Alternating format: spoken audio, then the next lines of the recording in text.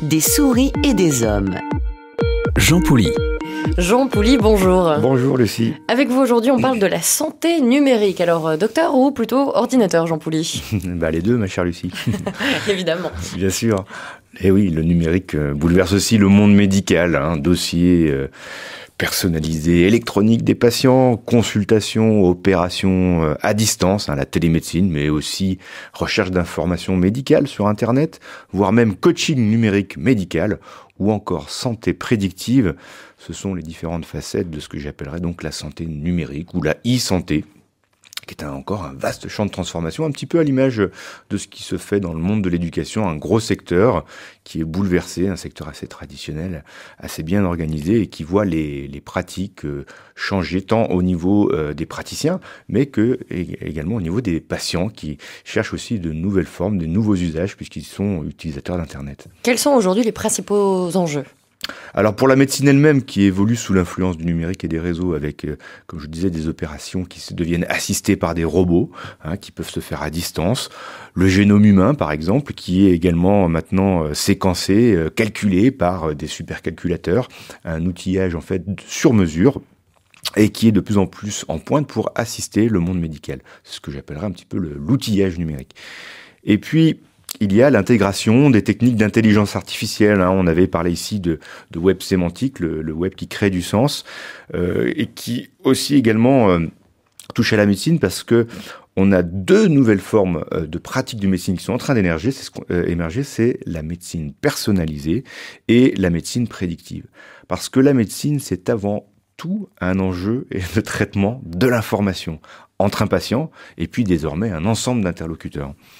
Alors contrairement à ce qu'elle incarne traditionnellement, parce que la médecine, on voit d'abord des médecins, des médicaments, des hôpitaux, et bien en fait la médecine, c'est un écosystème complexe où l'information est stratégique et où elle constitue le capital central de la médecine, tant dans la prévention que dans le parcours des soins. Et puis prendre un exemple, c'est quand on a par exemple une pandémie grippale, et ben la recherche d'informations, la rapidité de traitement de l'information est décisive pour trouver, des parades, trouver un vaccin pour que l'information circule très vite.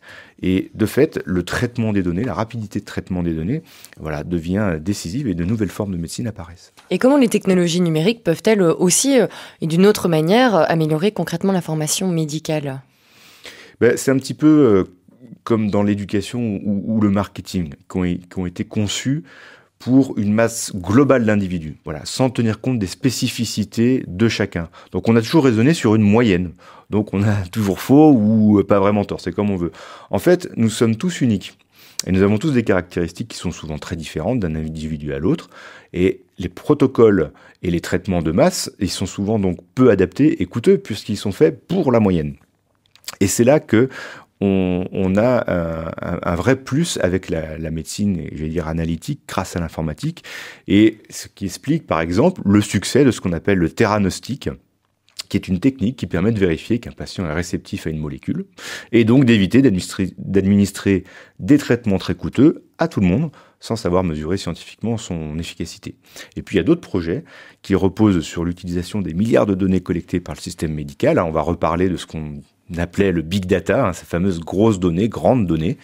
On a, et c'est une chance, en France, un système de santé universel, on le sait, qui nous permet d'avoir un ensemble de données uniques.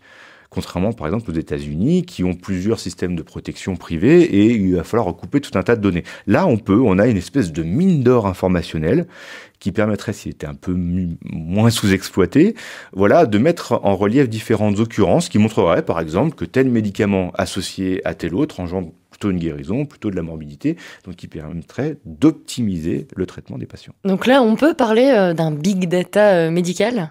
Exactement, ça permet d'avoir une information extrêmement ciblée sur une masse considérable de données qui sont donc sous-exploitées. Et d'ailleurs, ces promesses du big data médical sont nombreuses. Alors la prévention, avec un suivi des patients qui les incite à changer leurs habitudes. Le diagnostic, en aidant les médecins à choisir le meilleur traitement. Également le personnel médical, en déterminant si le patient il a plus besoin d'une infirmière, d'un généraliste ou d'un spécialiste. Évidemment, des enjeux de maîtrise de coûts, à la fois en automatisant les procédures de remboursement et en détectant les fraudes. Et puis l'innovation, bien sûr, à travers de multiples apports du calcul intensif pour comprendre le vivant et améliorer les traitements. Et le cabinet McKinsey a chiffré ça aux États-Unis à près de 450 milliards d'économies sur un total de 2600 milliards, ce qui montre à un moment où justement le système de santé est un peu menacé qu'on pourrait faire des économies. Mais la véritable question, c'est est-ce que nous sommes prêts à cette révolution ? Alors au niveau des patients, je pense que oui, au niveau du monde médical, il y a un petit peu plus de résistance. Selon un baromètre récent de l'IFOP, plus de 3/4 des Français se disent favorables, notamment aux échanges réguliers par email ou SMS avec leur médecin, pour des maladies ou des problèmes de santé bénins, évidemment. J'imagine que pour les choses plus graves, on se déplace, mais pour 80% des Français, ils aimeraient justement pouvoir contacter une équipe soignante par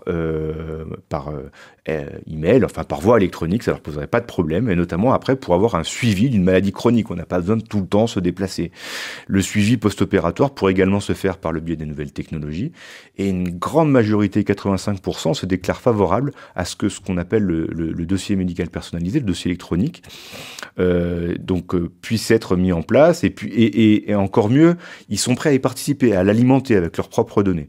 Donc ça, c'est 11 points de plus qu'il y a 3 ans, donc ça montre vraiment un vrai intérêt des Français pour la e-santé. Mais il doit y avoir des limites, forcément, même des limites déontologiques, par exemple, avec ces données très personnelles qui circuleraient sur Internet. Et oui, c'est un peu le revers de la médaille, effectivement, puisque ces données sont personnelles et bien sûr sensibles, on touche à la santé des gens.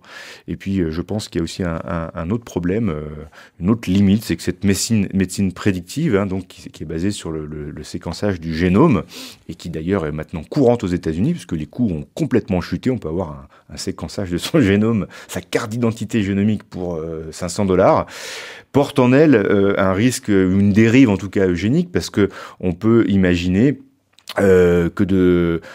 si on sait à l'avance nos chances exactes d'avoir la maladie de Parkinson, un cancer du poumon, il est probable qu'on empêche de nombreux êtres humains de vivre, ou encore les mutuelles de santé de nous assurer. Donc on voit qu'il peut y avoir, un dérapage sur ces recherches. Donc, il est important de les encadrer, d'avoir, une vision éthique de ces recherches. Et puis, on n'est aussi pas du tout à l'abri d'erreurs ou de bugs possibles.